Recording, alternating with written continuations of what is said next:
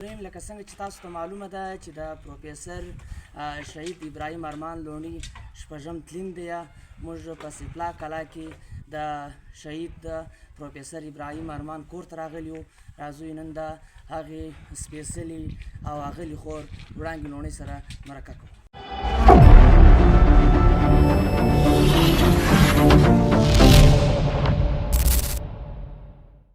ارمان لکه سپېڅلی بغاوت خلکو ته یاد دی، ارمان لکه شهید د مرګ د قید څخه آزاد دی، ارمان لکه پښتون پر لت یو ناببره تندر پر سر باندې لوېدلی د منحوس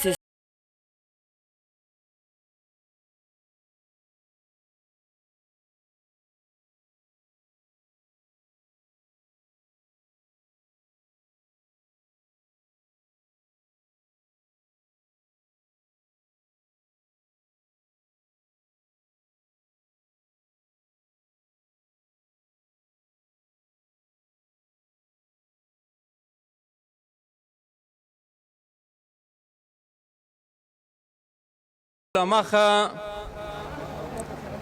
شهید ارمان لوڼي ته او د ټول پښتون افغان وطن معلوم نامعلوم شهیدانو ته د عقیدت ګلونه وړاندې کوم. دلته هر ارزو قتل، دلته هر ارمان شهید. د پښتانه بچیان که هر ځای لویدل ته یې نه پرېږدې، ته یې وزنې، ته یې حلالوې، ته یې په دماکو کې وزنې. چې ژوندا یم ملامت یم ارمانه، زه تر اوسه سلامت یم ارمان. خو زه شاید اوس هم دا ووایم چې زموږ مړ ارمان نه بلکې ژوندی ارمان پکار وي، ولې چې ژوندي ارمان دغه کام راویښولی سو. اوږدې لارې څارلې، زه دې په لنډو لارو څه خبره وم چې پر ژوندي ارمان ویده کام راټولېدلو، خو ژوندی کام د شهید ارمان په فکر نشو راټول. نه راځې عمر د وسو ستا پر پلو بوټې راشنه سو. شهر منظور احمد پښتون دا وخت په جیل کې دی. هغه یو خط راغلی پکښې غاړي، ستا بېلتون څونې زور غواړي. نن هېڅ په خپل ناول سدارت کښې د بوډا درې خصوصیات داسې بیانوي. هغه وایي چې زه سوچ کولی سم، انتظار کولی سم او وږی کښېنستلی سم. ما په ملي شهید ارمان لوڼي کښې دغه درې خصوصیات ډېر واضح لیدلي وو. خوش ترېدل د وخت سپوږ شي بدمستوار دی، جنون خاني ده هنر پکار دی، په مات مغزي دی کام څنګه جوړ دی، سرنګ ویده دی وش څنګه سوړ.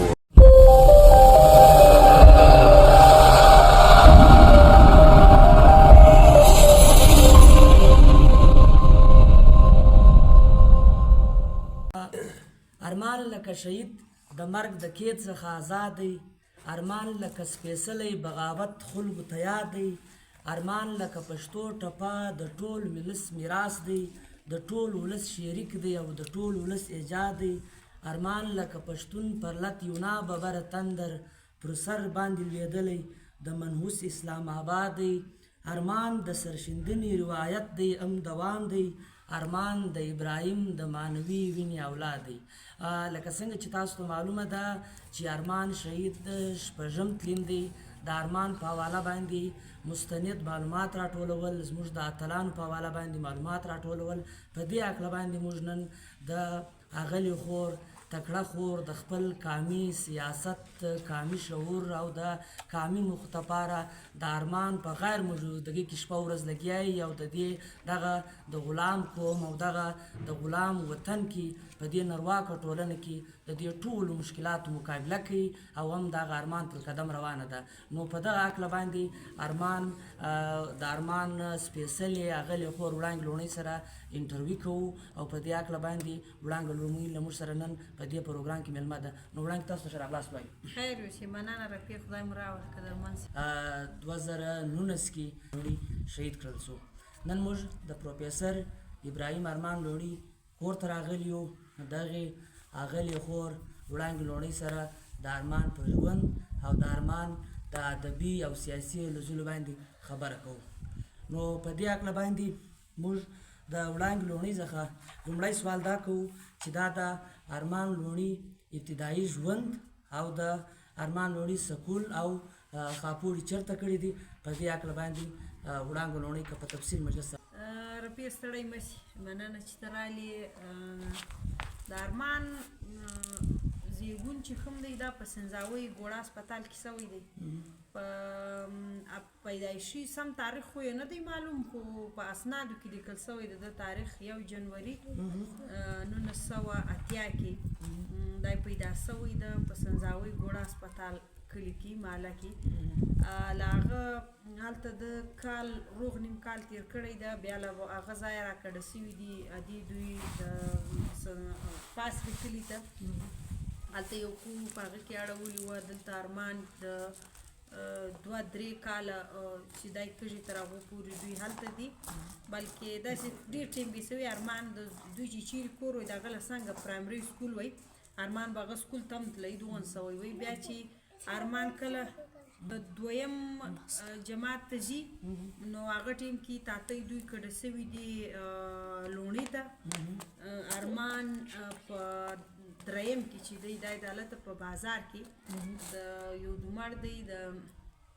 هغه بار دومړ دی د هغه کره پاته سوی دی. بیا له هغه ځایه د 4م جماعت دپاره نانا صاحب زیارت له تللی دی، هلته زموږ تر برونه و هغو کره پاته سوی دی. بیا له هغه بعد دا راغلی دی ګوري باور کې دلته یو جماعت سکول ویلی دی. په لوڼي په ناصران دي د دغه تور ناصر نومېده، د هغه کره یې سکول ویلی دی تور ماسټر ورته ویلی، هغه د دوی استاد هم ورته بې سبق ویلی. بیا یې په 6م یې په ګوري کې ویلی دی په باور کې، او بیا 9م کې چې دی دا یې بېرته سنځاوۍ ته تللی دی د ماما کره علي محمد کره یې هلته سبق. بیا 9م جماعت ویلی دی چې دی 8م ته اوړي نو د تاتی دوی کاډم بیرته راغلی د سنځاوۍ ته، نو دوی هلته د ماما کره اړولي دي. بیا له هغه وروسته ارمان مخته تعلیم چې کوم دی دا په دې سلسله دارنګه روانه کړې ده. دوی ماما کره و، ارمان مزدوري او خواري هم کوله او سبق یې هم پوره کولی. په سنځاوۍ کې ریګولر ارمان 10 جماعته وویل، د سنځاوۍ په هایي د الکوان هایي سکول په هغه کې 10 جماعته پوره کړه. بیا له هغه وروسته پرایویټ اګزامونه ورکول تر ماسټره پورې. بیا یې ام فیل چې کوم دی د په یونیورسټۍ کې بیا سم کلاسو یونیورسټۍ ته تللی، بیا دغه ام فیل وکړئ. ونه سو خو نیمانیم پاته سو. نو ارمان سکول او دغه ژوند چې کوم وي دا له سنځاوۍ شروع وی او تر بیا شاوخوا ولاړې رالی بیا بېرته یې دا 10مه چې وي دا په سنځاوۍ کې بیا پوره کړي. وړانګې خور که ته دغه راته وایه چې ارمان لوڼي چېرته کار کړی دی او کم هنرونه یې زده وو، لکه څنګه چې ټول پښتون افغان ته معلومه ده چې ارمان لوڼی چې وي ډېر هنرمند سړی وي. هغه که چېرته دا د پښتو د استازي کومه دنده چې ده یا د استاد وي که دا دنده یا لکچرارشپ د مویه پاس کړی د نور هنرونه هم خپل کړي وو. هغه ټیم هم د په کلاس پلا کې کار کړی دی او د خیاط کم هنر چې دی له دې سره تړلی نور بلا هنرونه د زده وو. د ده د هنر په هکله که تاسو مختصر مجلس وکړئ. ارمان خو دغه و لکه تاسو ته چې معلومه ده ارمان خیاط و. ارمان په سکرو کانو کې په کولو په لیزانو کې کار کړی دی. هغه منشتوب کړی دی، هغه په استادم پاته سو، په سکول استاد و، لکچرر و. او دارنګه یې د خیاطۍ یو عام کالي ګنډل او کټینګ چې کوم دی دغه و. یو دی چې کلاسې پلا ته رالو دا د پر کالیو باندې دا مشیني کار چې کوم و دا ګلان اچول پر کالیانو پر دغه دا کار یې زده کړی و. کلاسې پلا کې دغه کار کوو. بیا زما په یاد چې د ماته داسې پینک کلر کالي په تور کار باندې مشیني کار باندې کړي ول. هلته په سنځاوۍ کې چې کله د خیاطي کول هم د مطلب د سړو کالیو جوړول، خو په هغه منځ کې بیا ما ته خور تلته به یم کالي جوړ کړل. نو د پمپ منشتوب یې کړی دی چې ډیزل اچوي دغه کوي، او داسې مزدوري عام د لاس روزانه چې کومه دغه یې له بابا سره کړې ده. او د کلي وزپې راټولې کړي دي نو هغه کارونه ډېر کړي دي. یو ملګری اکثره خبر کوي ارمان ته په پی ټي ایم چې شروع موږ ورته ویل چې کښېنه نوکري چې د ختم شوه بیا به چیش خورې دا زما نور نظاري که نه نو هغه ډېر کارونه کړي دي. خوشحال بابا وایي چې هنرمند سړی په هر دیار عزیز دی په هر ځای قدر قیمت لري سره زر. د ارمان عزت او قدر په دې و چې د بلا او هنرونه زده اوس چیرې به لاړئ هلته د قدر او عزت پیدا کوئ. بل دا دی چې ارمان سیاست ته څنګه مخه کاوه ادبي ژوند یې څنګه و؟ ارمان په سنځاوۍ کې چې پاته وو هغه له داسې خلکو سره یا له داسې ټولنې سره په داسې خلکو کې د ده ناسته پاسته وه چې هغه څه ناڅه کام ته یا اجتماعي ژوند کې اخته وي. ارمان خپله چې د اجتماعي ژوند باندې باور لره ارمان تر زه له ماشومتوبه وواتی چې زه یم هغه له ماشومتوبه په دې باور لره چې باید پر موږ باندې کار وسي موږ اجتماعي ژوند وسي. نو په ارمان چې کله ماشوم و په د پښتونخوا ملي پارټۍ له پلیټفارمه د پیسو له لارې د سیاست ته خپل سیاست یې شروع کوي بیا له هغه وروسته دی له پیسو واوښتی پارټۍ ته ولاړ بیا یې دغه چونکې د سټوډنټس ژوند چې ختم شو پارټۍ ته لاړی بیا یې او خلک سلا سویا اعلانه خو موږ باید په دې باندې باور وکړو چې ادب او سیاست دا سره تړلي شیان دي دا سره بیل نه دي. نو هغه و چې ته کله له سیاست سره وتړل کېږي کامي سیاست سره نو ته به خامخا راځي هغه ډایرکټلی تا له ادب سره تړي یا چې تا له ادب سره تړلی هغه تا له سیاست سره تړي. نو ارمان هغه و چې له سیاست سره وتړل کېدو رالی له ادب سره وتړل کېدو بیا ادبي ټولنې وي هلته په سنځاوۍ کې دوی به کار کوو د نیمو ادبي ټولنو دای صدر و نیم چیرې به جرنل سیکرټري و د ادبي ټولنې د ښکولې د ادبي چې به کله ادبي پروګرامونه ول ادبي سیمینارز به ول هر څه به د کلاس پلا پورې په دغه بورا یو دا ولاکې به جنوبي پښتونخوا علاقو ته هر چیرې تله هغه ټیم به دی پېښور ته په پروګرامو پسې ولاړ چې موږ ګرځه پېښور نوم لا نه و سماروېدلی په کلي کې په دغه کې نو چې دوی به ولاړې زما یې وار په یاد دي سنځاوۍ کې دی پېښور ته تللی موږ کور سنځاوۍ په لغې خواصې رالی نو موږ ګرد ورته خوشحاله اوسې ارمان پېښور ته تللی دی نو راځي به چیش به راړي دی یو غټ 15 کۍ راړي ګونی و نو موږ چې وکتل هغه کتابونه و پکښې نو هغه ټیم داسې یو تصور و چې څوک ډېر کتابونه وي هغه له ونیکږي نو زموږ کور کې زما وروڼه په دې پریشانه ول تاتی ته ویل چې ارمان څه دا کتابونه واخه دا به له ونایسي بیا به موږ څه پکوو دا دومره ډېر کتابونه چې وی نو هغه ټیم په مطلب خلک په دې نه پوهېده چې ډېر کتابونه ویل چې دي دا څوک له ونای کوي نه دا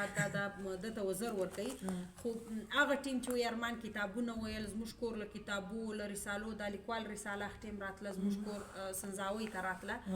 نو په هغه کې به ما خپل یا رسالې به مسله سره چیړلې دا غزلې مزلې نظمونه و هغه به مې کې ویل زه دغه په کور کې داسې په خټو کورو کې چې دننه په دیوال کې چاختې جوړې وي نو زه په کوټه کې داسې چاخته جوړه و هغه کې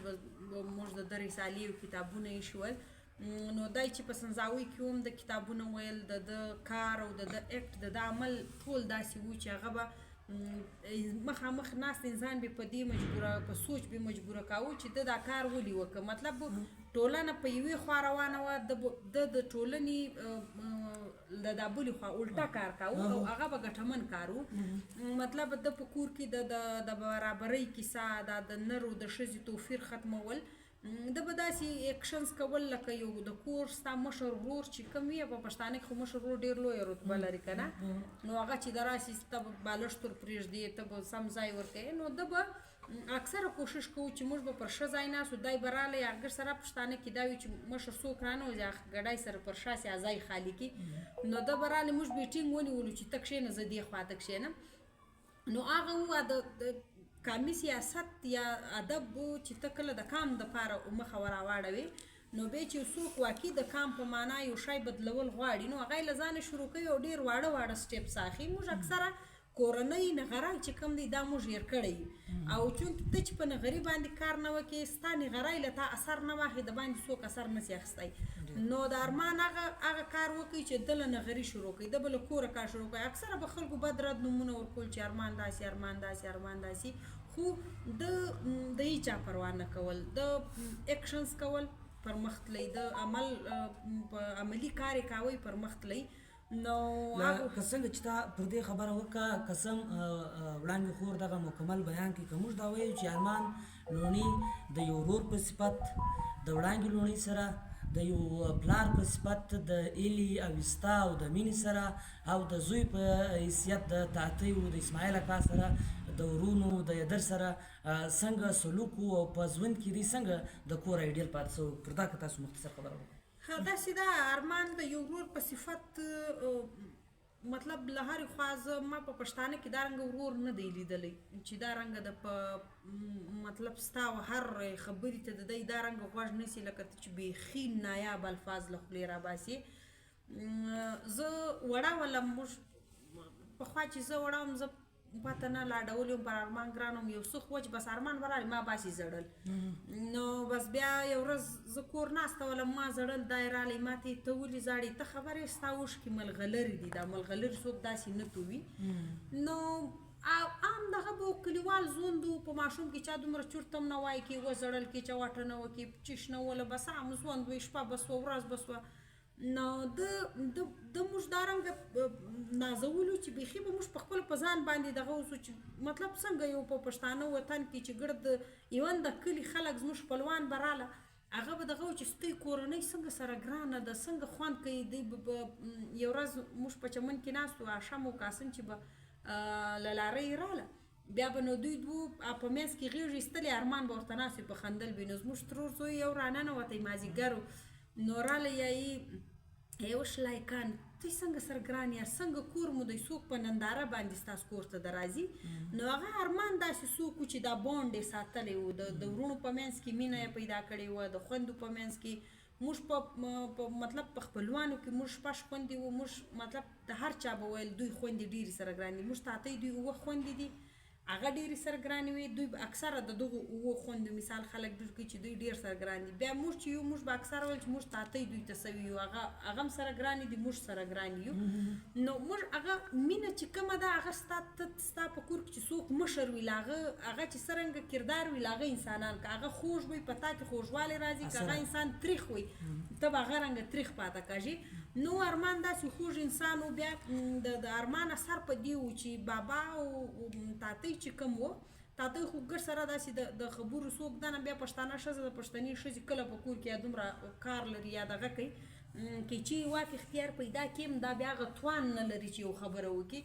نو هغې له وخته د چپ پاتې کېدو یو ټارچر اوږده کیسه تېره کړې وي نو بابا چې بیا و هغه په دې دغه و چې زه هغه دا منل چې ما علم نه ده کړی پوهه نشته له ما سره نو کور زه هغه رنګه نسم ساتلی لکه ارمان چې یو شی ورکولی شي نو د بابا کمال به زه دا ډېر لوی کمال وي چې هغه پر شاو ناست و هغه هېڅ نه ویل کار یې ټول ارمان ته په لاس ورکړی و او ارمان دومره خوږ انسان و چې زموږ کورنۍ یې ټوله خوږه کړې وه یو قسم خوند په دې کورنۍ کښې و بیا که ارمان د یو زوی په حیث چې بابا څرنګه دته د اختیار ورکړی و هغه رنګه ارمان هغه ورثابت هم که چې ښه زوی څرنګه وي ارمان ویل زه یو ورځ له بابا سره کوچنی وم بازار ته روان وم زموږ په کلي کې دا د دغه دوه ورونه وله نو هغه داسې بازار پخوا چې به تلې دلته د دوی کور وی نو هغه ارمان ول زه روان وم دی را روان ولی نو ارمان ول زه ابا تر لاس نیولی وم نو د هغه ملګري چې بل سړی چې را روان هغه سپین کالي په غاړه ول ابا ورته ویل د لایق څنګه ښایسته سپین کالي په غاړه دي نو ارمان ول دا خبره ما په یاده وه بیا به هر وخت چې به ارمان بابا ته کالي ګنډل سپین کالي به یې ورګنډل بابا چې بیا سپین ږیری سو بیا نو سپین ږیري خو خامخا دغه کوي بیا ارمان ته ویل تا سپین کالي را ګنډلي دي دا بیا خیرن شي بیا به دغسې ده به پر خندل ویل بیا با ستا یاد دی زه چې ماشوم وم تا چې د سړي کالیو ته زړه ولاړ وي تا چې څه ښایسته سپین کالي دي د لایق نو مطلب زوی داسې وي چې د ماشومتوب خبرې هغه په یاد وي او بیا تر دې ځایه پورې رارسوي په لاشعور کې د ده پراته و او چې رالوی سوی زلمی سوی د په هغه شیانو ټولو باندې کار وکوي بیا چې تاتی د پاره خو داسې دغه و تاتی تر اوسه موږ چې به ارمان سره خبرې کولې تاتی بل تاسو له ارمان څنګه شرمېږئ نه زه داسې شرمېږم ارمان خبرې نه سم کوی تاسې په غوزي کې ناست یاست دغه یاست نو ارمان د زوی په صفت باندې یو بالکل پوره انسان و هغه مطلب کورنۍ چې زوی پښتانه چې زوی د چش دپاره غواړي که نه موږ خو پښتانه زویان د دې دپاره غواړي چې بیا سبا اوړه ور وګټي کالي ور وګټي دغه وګټي ارمان هم اوړه ګټل هم یې خپله کلا بیا ور جوړه کړه هم یې د سپین کالي ورکول هم یې د خویندو ضرورتونه پوره کول هم یې د ورونو ضرورتونه پوره کول او د ارمان که زه د پلار په هېڅ ووایم هغه خو یو له مینې سره هغه یو څه وخت تېر که هیله خو بدبختانه هغه نه ولیدی چې د پلار خوند څرنګه وي یا دغه څنګه وي او اوستا هم ښه وه خو هغه هم چې په خوند پوهېده هغه هر څه ځینې تېر وه مینې سره چې د کومه خواري وه یا کوم چې د څرنګه ساتله یا د یو مترقي ورور یا د مترقي پلار په یو مترقي ټولنه کې چې پرمختللې ټولنه وي د آزاد خپلواکې ټولنې چې پلار څرنګه وي ارمان په دې تنګه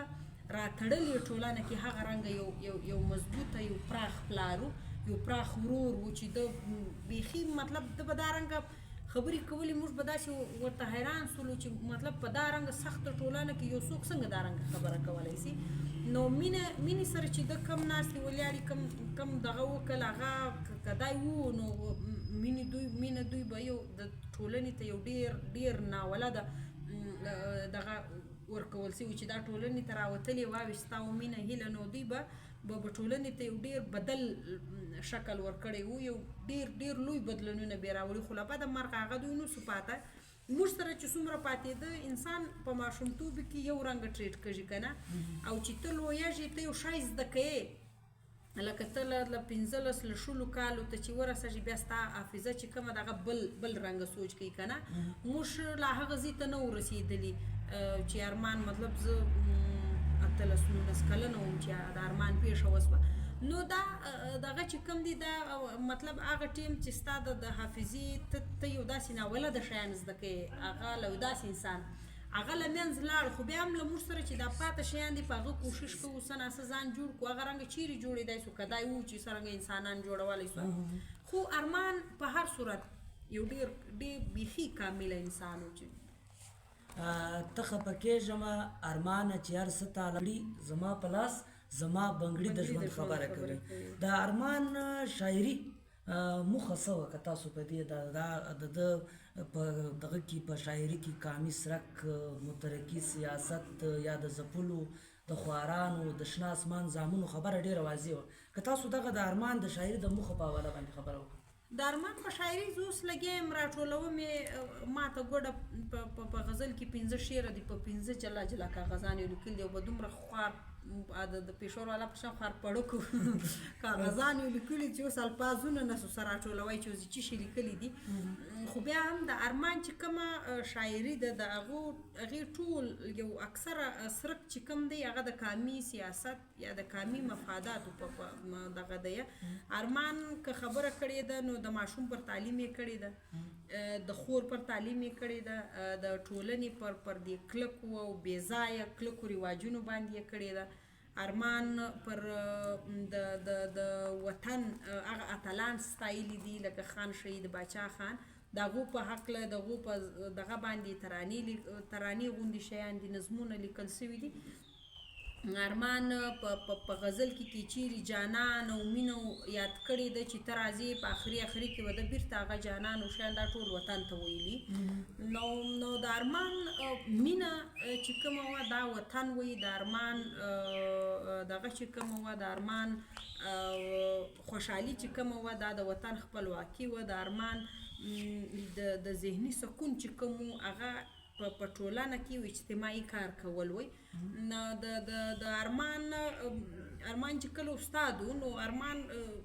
موږ د ارمان تنخوا نه ده لیدلې خو ګر سره هغه ټیم به نو څه تنخوا وه او چې وه هم ارمان زما فیس د ایدر فیس موږ د ماما د زوی فیس وو او د هلته چې الکوان و غریبان هغو ګوټونه د هغو فیس د هغو وردی او دغه و نو د هغه شیان به کول نو چې کله به کور ته رالو زما په یاد دی موږ یو ورځ رالو له سکوله زه وم ایدر وی ارمان موږ رالو نو کور وړه مړی نه وه نو ارمان دارنګه په یو پراخه سینه او په سړه سینه ویده سو تا به چې د دنیا ټول نعمتونه ده خوړلي وه هغه په دې چې د چې کوم به تنخوا رااخیسته ځان ته بیا اثرات پیدا کوو هغه د ده چې کوم ذهني سکون و هغه په اجتماعي کار کې و هغه وایي چې زه تعلیم کوم زما ورور تعلیم کوي نو په کار دی چې د ټولنې هر بچی تعلیم وکړي نو د ده تنخوا د بې ځایه اثراتو پر ځای د یو غریب هلک په فیس کې لګېدلې وه نو دا یو ډېر مطمئنه هغه غرمه زما په یاد دی چې دا ویده سو نو داسې دغه چې کومه ده دا رنګه انسانان یا دا رنګه خلک چې کمی هغه بیا د بل چې سوچ نسی کولی که نه ارمان یو د ارمان چې کوم شعر دی ماشومه ستا په لاس کې قلم غواړم که څنګه دا څه د زمزمه کړی ستا یې په غږیز غږ کې د ده غږ کې پروت دی پر فیسبوک نو ماشومه تا د زمانې یو ښه ادم غواړم دا نظم یې لیکلی دی دا هغه وخت ولیکئ چې زموږ په کلي پاس را کلي کې یو هلک و هغه د لسو خویندو یو ورور وی سپین ږیری پلار یې وی نو هغه ډېر تکړه و په سکول کې د سکول کې یې زده کړی و بیا یو ورځ څو ورځې دا سکول ته نه و راغلی ارمان چې پسې ورغلی دا یې د سبزي ریړۍ ته ولاړو نو هغه ورته وویل چې سله وایي چې بابا کمزوری دی نسي کوی نو زه دغه کوم هغه ورته وویل چې ته راځه دا د غرمې پورې سکول یې بیا راځه پلار سره کار کوه خو دا سکول په کار دی چې وایي نو بیا د په هغه تناظر کې دا دغه چې کوم وله دا نظم چې کوم وي د لیکلی وي دا د ګپه کوله موږ ته نو دا رنګه د ارمان نظم شاعري یا هر څه چې کوم و د ارمان ټول په د ټولنې په ارتقا د ټولنې په بقا او د ټولنې د هغه رنځو ته اشاره وایي چې چیرې زموږ په ټولنه کې و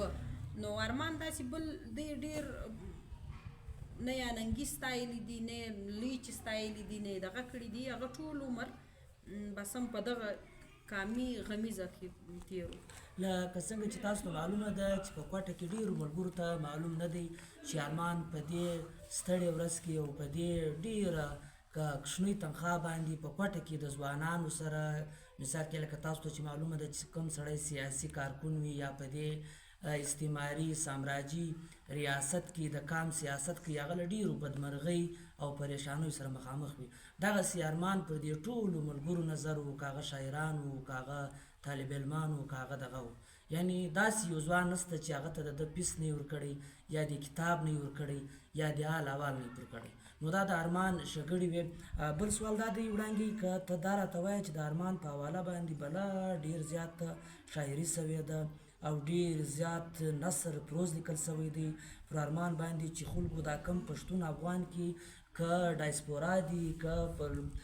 آزاد وطن کې دي که د لې په محکوم وطن کې دي لر بر پښتنو کې او دغه هم تاریخي ده چې ارمان واحده سړی دی چې دا پښتون افغان دی چې په ټوله دنیا کې مثال کې تر ټولو زیاتې جنازې وسوې دا د ارمان لوڼي یا په ډېرو ښارونو کې وسوې دا هم پروفیسر شهید ابراهیم ارمان لوڼي دی که دغه شاعري او دغه نثر دا دغه باندې چا ویلی دي تاسو راټول کړي دي یا تاسو ته معلومه دي یا تاسو پش کړي دي مخته مو د دې په حواله څه اراده کړې ده داسې دا د ارمان د شهادت وروسته واقعا ډېر لیکونه وسول خلکو مقالې ولیکې نثر او شاعري او غزلې او نظمونه یې د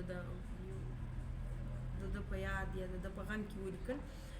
د هغه نثر چې کوم لیکل سوی و د ارمان په شپو کې په هغو تازه شپو کې دا چې چا هم په ده باندې نثر لیکلی و مقاله او هر څه چې وله هغه مضمونونه چې څو هم ول هغه ملګرو راټول کړل ترتیب بارکوال میاخیل ورکړی و په دې کې ثنا او ډېر ملګري و په دې کې کار وکړي دا شیان یې سره راټول کړ کتاب یې چاپ کړی د ملي اتل ارمان لوڼي په نامه او بیا هغه کې څه ناڅه خو شیان خود دغه اولې شپې ولې یا د سم اگزیکټ معلومات چاته نه معلوم ما خپله په هغه کې لیک کړی دی زه په دې نه وم خبره چې ارمان هغه شپې ما له تاته یم حال نه دی کړی تازه شپې وي دوی په دې حال کې نه و خو دغه ما خپله د ارمان د زیږون ورځ چې کومه ده یا ځای چې کوم دی هغه ما پاس راکلی لیکلی وي خو هغه د ګوډه هسپتال ماله ده او دارنګه ډېر ملګرو چا بورای لیکلی وي چې په بوري پیدا سوی دی چا ول چې د مطلب څه دغه سوي ول ملګري ډېر په دغه نه و خبر کنې په هغه کې ډېر ښه کوم و دا بیان کړي و ډېر ښه ارمان په ډېرو ښو الفاظو په ډېر ښه زرین ټکو ارمان یاد سوی یم د یو هغه اوس د تاریخ برخه ده د یو کتاب برخه ده او اوس د شاعرۍ چې کومه دی خلکو ډېر غزلې ولیکي نظمونه یې د ارمان دغه باندې ولیکل نو هغه کتاب چې دی بیا دغه راټول کړی دی دا غزلي شیان چې کوم دي دا بیا حسین عالم راټول کړ په کتاب باندې نو په هغه باندې یې کتاب نوم ما احتجاج کړی دی کتاب نوم یې هغه دی او بیا د ارمان په ژوند باندې چې د ارمان مطلب هغه دقیق یو ډېر مستنده شای چې موږ د ارمان د ژوند په حواله یو د کتاب ریفرنس غواړو نو هغه اوس محب الله شیراز مطالعه کړی دی ډېر په زړه پورې کتاب وي هغه ولیکي نو په هغه کې ډېر ښه معلومات دي او مطلب هغه یو ښه ریفرنس کېدلی سي هغه کتاب نو ارمان امر سو په دې نامه باندې کتاب دی نو شیراز صاحب ډېر ښه خواري باندې کښلې ده په دې کتاب باندې او ډېر ښه چې وګرځېدی ډېر ښه معلومات یې او د غیر راټول کړي دي نو ستا ملګرو ډېرې خوارۍ وکړې په دې کتابونو په دې شیانو باندې دا 3 کتابه د مطلب معلوم چې خالی پرده باندې دي نو هغه دا 3 کتاب راټول شوي دي او پراته دي دغه برخه دي دغه اصل زموږ د انټرویو موخه وړاندې خور دا وه چې موږ یو 12 ملګري یو د لوستونکو سازمان سره تعلق لرو نو زموږ تیر کال موږ دا اراده وکړه چې دا کوم جدید روان ژوند چې دی په دې حواله باندې د پښتنو اتلان او د پښتنو کوم لټریچر چې دی دا مخ ته ورکېدو روان دی دا څنګه د ای آی د مصنوعي دغه چې دی ذهانت یا د ګوګل یا د یوټیوب برخه کوو دا شی چې هلته برخه سي نو بیا په هغه په ای آی کې هم راتلی سي په دغه کې هم راتلی سي دغه دا کړی دی نو پرون ماښام چې تا کوم لیک کړی وو د عبدالله مکوري او د ارمان شهید د دوی ژوند پرتله کړی وو نو ما ته ډېر زیات خوند راکړی هماغه لیک وو چې زموږ دغه تړون یې پیدا کوي دغه د انټرویو هڅه مو وکړه نو دغه اتلان پرتله کول دا پخپله ډېر لوی هنر دی تاسو که دغه د عبدالله مکوري او د ارمان چې کوم دغه کړی دی پر دې باندې که مختصر نظر واچوئ داسې دا د عبدالله مکوري یو داسې انسان و چې هغه وطن په خپلو سترګو برباد ولیده چې کله افغانستان د پاول وار مجاهدین ورننوځي او دای راځي کډوال کږي بیا په جنوبي پښتونخوا کې د خپل ژوند کوي بیا په هغه کې سخت وخت دی په هغه سخت وخت کې چې دای کم حوصله له لاسه نه ورکوي د ده چې کوم حوصله ده د ده چې کوم هغه مینه وه وطن ته د چې کوم په ځوانانو ته حوصلې ورکړي د خپلو زمزمو له لارې د خپلو سندرو د خپلو شاعرۍ له لارې نو هغه یو ډېر لوی کار و چې مکوري صاحب وکړي مکوري صاحب پخپله یو لوی ستر انسان و چې هغه د وطن په فکر کې لوی سو د وطن په فکر کې خپله ساه خدای ته وسپارله دا رنګه انسانان او بیا د ارمان رنګه انسانان چې کوم دي دا باید سر پرتله سي هغه یو ډېر ارمان او دای چې کوم وي هغه خالي یوازې د کام او د وطن دپاره کار کړی دی هغو دې دپاره کار نه ده کړی چې زه په نس موړ سم یا زه ښه کور ولرم یا زه ښه شی ولرم هغه په دې و چې د کام بچي ماړه سي هغه د دې د فکر خاوندان و چې د کام بچي چې کوم دي دا یو لوی د پرمختللې ټولنې برخه سي هغه په دې و چې د کام وګړي چې کوم دي هغه د یو داسې مترقي او سوکاله ټولنې برخه سي چې په هغه کې ټک نه وي په هغه کې مرګ نه وي په هغه کې بې علمي نه وي په هغه کې تیاره نه وي هغه د یو رڼا وطن وي د یو رڼا سره ډکه ټولنه وي نو عبدالله مکوري هم د دې فکر خاوند و ارمان هم د دې فکر خاوند نو دا رنګه اتلان دا رنګه خلک چې د کام په درد باندې دردمند کېږي د کام درد چې دی هغه د ځان بولي او له ځانه سره راوتلي خلک وي نو دا رنګه خلک باید سي پرتله سي باید سي یاد سي باید سي خپلې ټولنې ته و نوي نسل ته په وار باندې وریاد سي چې ستاسو دا رنګه اتلان تیر سوي دي ستاسو دا رنګه ستاسو په وطن کې دا رنګه خلک زیږېدلي دي چې هغو ځان تر شا تس کړی او خالي د دې کام دپاره کار کړی دی یوازې یې سهار ماښام په دې فکر کې تیر کړی دی چې باید زموږ پښتونخوا وطن محکوم وطن آزاد وطن څرنګه یو سوکاله ژوند ولري نو د عبدالله مکوري موخه دا و د ارمان هم دا و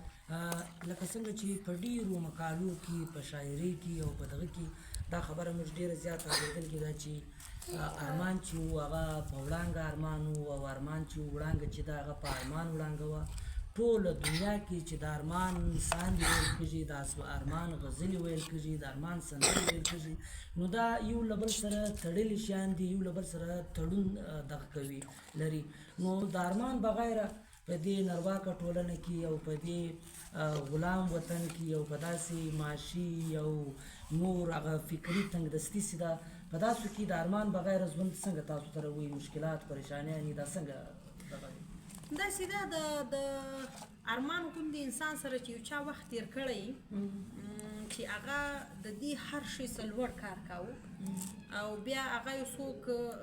بیا دارنګه بیا خلک ولسونه چې راځي موږ خو ځان د دې وړ نه بولو چې لږو انسانانو سره ځان برابر کړو، خو د ټولنې د خلکو دا یو ښه نظر دی